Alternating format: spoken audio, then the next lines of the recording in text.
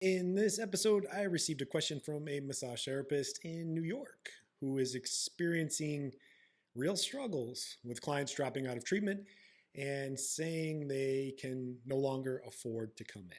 Welcome back to the Soft Tissue Treatment Revolution podcast, where we teach overworked massage therapists a new injury treatment system that eliminates the frustrations of not getting consistent results, allowing them to cut their treatment times by at least 50% and easily double their income. If you're new to the show and you have no idea as to who I am, my name is Dr. Matt Maggio, and I got my degree in chiropractic well over 14 years ago, but I've never performed an adjustment in practice and focus my treatments solely on doing quality soft tissue based work. So essentially, you could say I'm an anti chiropractic chiropractor and believe that the best and safest treatments in the world to fix injuries and help people get out of pain are soft tissue treatments delivered by world class massage therapists. Thanks for stopping by and checking out the show. The question this week came from Levi, who is a massage therapist in New York and been in practice for 9 years and operates his own solo business. Question was, let me read it here. I've been in business for 9 years, and for the last 5 years, I've had my own practice. I have a steady flow of regular clients that keep me busy and making enough money to feel comfortable and not worried all the time, like when I first started out. Recently, I have seen a trend where some of my regular clients are trying to have more time in between visits or just flat out canceling and using the excuse that they just can't afford it, the treatment right now. At first, I thought it was something wrong with me and that what I was providing, but the more I watch the news and see all the issues going on with the economy, it seems understandable that people are having money issues. I don't want to be one of those jerks who goes at people and asks them if they truly value their health. Then they should have no problem investing in their treatments, which I know people hate to hear. I'm not in full blown panic mode yet, but I am seeing a drop off coming and want to get ahead of it and figured out how to properly handle the issue when they can't afford treatment anymore and learn any insights on how to address and keep them from leaving. Thanks so much for your help. All right, let's get into it. Just quick reminder, if you do have a question you want me to answer, please send it in with the information in the description. And if I think my insights can help, I'll get an episode out to you. I definitely like doing these Q&A formats. They help me stay focused and help more people. So most of my podcasts now are going to be this. Before we get started, just stop watching the news. There's nothing good there. It's all fire and brimstone and awfulness. And as humans, we're just not designed to have that much access to what's going on. Just stop watching the news. You'd be amazed at how much better you feel. I do. I don't pay attention. People are like, oh, well, you're not informed of what's going on. Well, if something's going to happen or aliens come or a meteor hits the earth, I think someone's going to tell me. It's just negative and it's polarizing and it's just trying to like pull at your emotional strings. Just stay away from the news. It's awful. This is my third time in my 14-year career going through economy struggles. The first one was right after the 2008 recession. I started grad school and I got out in like 2011 and everybody was dealing with it. The economy was lousy, everything. I didn't really know what was going on, but you know what? Still did fine. Focus more internally about what I could do, how I could deliver value to people and help them. And, I actually grew a lot during that time and didn't even really notice it. I ran a cash-based business where everyone else wanted to use their insurance and money was tight, but I still did okay and did it. And then again in 2020, when the dreaded COVID hit, everyone thought that was going to be awful. It was kind of lousy at first as we were trying to figure it out, but I actually grew my business tremendously during that time. And now we are in 2025 in the great tariff war or whatever they're calling it, and all this stuff's going on. So this happens, cycles happen. It's perfectly normal. I'm still here. I'm still standing. The number one key to success is just never give up and keep showing up every day. In all honesty, I talked a lot about this during COVID, back on the earlier episodes of the podcast. I like when things get tight and people are more protective with their money and what they do and what they spend it on, because it allows the people that were coasting, the providers that were just not doing great work, it gets them out of there and washes them out. And then it allows excellence to take its proper place and rise to the top, because people still need this. People still need this care, but they're going to be tighter about it. They're not just going to think it's like, a luxury. If their shoulders messed up, their neck's messed up, their elbows messed up, they're going to do it because it's a solution. Next, Levi, you're spot on about not guilting people. That never works. When you say, "Oh, don't you care about it's an investment in your health." People know that. They just don't want to hear it. So you just kind of sound like a condescending jerk when you do that. So I'm glad you recognize that. I used to do that as well, and it was just in one ear and out the other. So what to do instead? Shift what you're doing and change how you present what you do. I know this is going to sound like a repeat, but I think I have to say it a million times.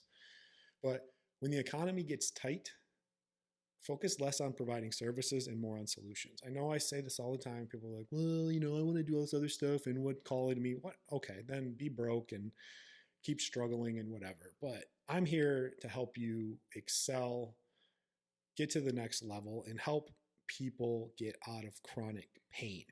Because a lot of times you can get stuck in what I call the commodity trap and get compared to other people. They're like, oh, well, so-and-so down the street does, they're a massage therapist like you are. They charge $10 less. I'm going to go to them. Everyone's the same. And everyone gets stuck in that service loop. And the thing about being what I call a service provider is you get paid based off your time that you spend with the client, and you do get compared to others. So it's hard to like really carve out your niche. And when I say stuff and I talk about money, like people get uncomfortable with it, but it's like, hey man, or lady, or whatever you are, I really can show you how to cut your treatment times by 50% and double your income. It's not bullshit. It's not nonsense. It's the truth. And nobody's really talking about that, about being more effective with your time and just getting paid. Because at the end of the day, solution providers get paid for the results, not for the time they spent. And basically what you should do, and what I recommend to every single person out there, and maybe 10% of you do listen, you want to do it, but you're like afraid to fully go all in. Go all in. I'm giving you permission to do it. This shit works. Have a specificity, I said that word right, in a niche, and really dial in on solving a specific problem. In my own clinic, I only treat neck, shoulder, and elbow problems. People that I train them in that as well. I'm like, be that one person in your area that solves a problem, because I always say specialists get paid 10 times more than generalists. And decide that you want to be that and commit to that, and then learn how to do it better first, then do it faster. Because the only thing that beats free and cheap is fast. And there's so many people out there that will pay for more solutions, and if you do it quicker as well. Another concept that's really important to understand, and someone taught me this a long time ago, was this idea versus budget versus project money. So budget money that people have a lot of times is like their weekly budget, like their food, their rent, their mortgage, their car payment, things like that. And a lot of times when they're deciding on treatment or investing in treatment, they take it out of that budget money. So they have to give up something in order to get the treatment. And a lot of times they don't mind in the beginning, but as it kind of goes on and they're seeing it through, then they're like, oh man, I couldn't go out to eat this week, or I wasn't able to go to that sporting event or that concert. So now they're losing something. My mentor taught me this idea of getting into what's called their project money. So their body should be just like a project. Their shoulder, their neck, their elbow should be the same thing as like if their AC blows in their house, their roof has a leak, their car has a problem. They're going to find a way to pay for it because it's important. And they should do the same thing when they're investing in a full treatment plan, using that project money so it doesn't like feel like they're losing something out of their daily existence because they're actually investing in it. Next thing is just sell when they're at their highest pain point. A lot of times, and what I teach is I teach you a system and a process that gets the client to commit to everything up front. Technically, I guess it is a treatment package, but we don't give discounts or anything like that. We sell a result and we have them pay for that all up front. It allows them to invest in the care. It allows them to see it all the way through. They're more willing to give up that money in the beginning because they want to get out of pain. So sell at the highest pain point possible. And probably the 1 millionth reminder on selling, people are like, oh, I don't want to sell. I feel pushy and I'm like a used car salesman. Shut up. Because honestly, if you have something that can better someone's life, help them get out of chronic pain, stay the hell away from like surgery and pain pills and all that shit. You got a duty to sell your ass off and help get them into a solution. So quit having like a negative idea about sales. You're not selling bullshit. You're selling results and you're helping them. Next thing is how I present it in my client interactions. A lot of times when I'm selling, really basically what I'm doing with selling is I'm just getting them to decide and make a decision. At the end of the day, it's like, hey, I got a solution that can help. So I have a great line that I say, a lot of times they always hit you back with the same, I call them rebuttals or like smoke screens of why they can't invest in the care. Usually it's like, I got to talk to my partner. I need more time to think about it. That's expensive, like every other thing you can think of. And I'll push them. And I'll even say it. I'll say, this is the exact line I have. I say, I don't want you to think I'm coming across as pushy. It's just that I know I have a solution for all your pain, and I have the highest duty and obligation to try to get you into that solution. And I'm honest about it. I look them in the face and I say, I can help you. So at the end of the day, no one gives a shit about what you do, what your certifications are, what Jedi level master, whatever you have, all your diplomas or certificates on the wall. They don't give a shit. I know you do, and we all do because we have really bad egos as manual therapists, but they don't care. All they care is that you can actually help solve the problem and you can communicate it effectively. Another thing, sell to those that value their time. What does that mean? Here's the thing. People that have a lot of time usually don't have a lot of money.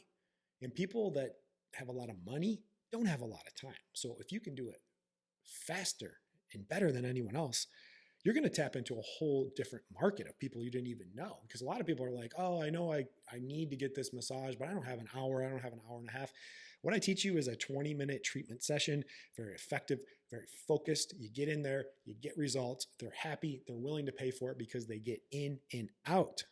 Because people that don't have a lot of time, they got extra money. And if you can save them time, they will pay top dollar to get it out.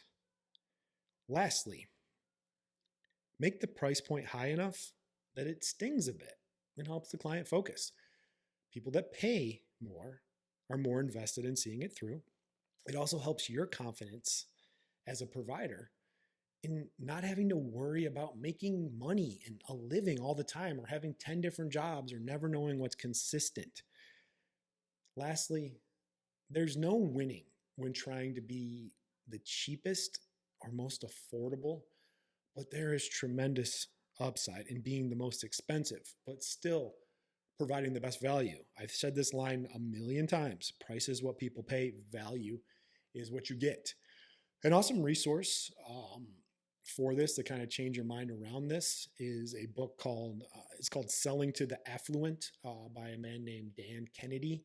He's written a lot of amazing books, helped me tremendously in my practice, my idea around money and selling and marketing and all that stuff. Check it out. So just to recap, don't guilt people. Doesn't work. Focus on providing solutions, less services. Don't get stuck being compared to other people. Sell to people so they use their project money. Sell to them when they're at their highest pain point. And don't be afraid to be honest and have a conversation. You're not being pushy. You're really trying to help them. Sell to people that value their time and make that price point high enough that it stings just a little bit. It's going to be amazing what it does for the client and what it does for you. Focus more on a solution-based treatment that helps those in chronic pain as opposed to service-based treatments. I sound like a broken record. I teach you this in my free training course. I teach you exactly how to do that, specifically in the problem of chronic neck pain, that hopefully just helps change your perspectives on the idea of getting paid for your results instead of how much time you spend with the client. Links to that are included in the description of the episode or wherever you're consuming it. That's all I got. Close it out as I always do. Go out there and be great this week. The world needs access to your amazing treatments so they can stay the hell away from the traditional medical model of pain pills, injections, and surgeries that only make people's lives worse. Thanks for listening.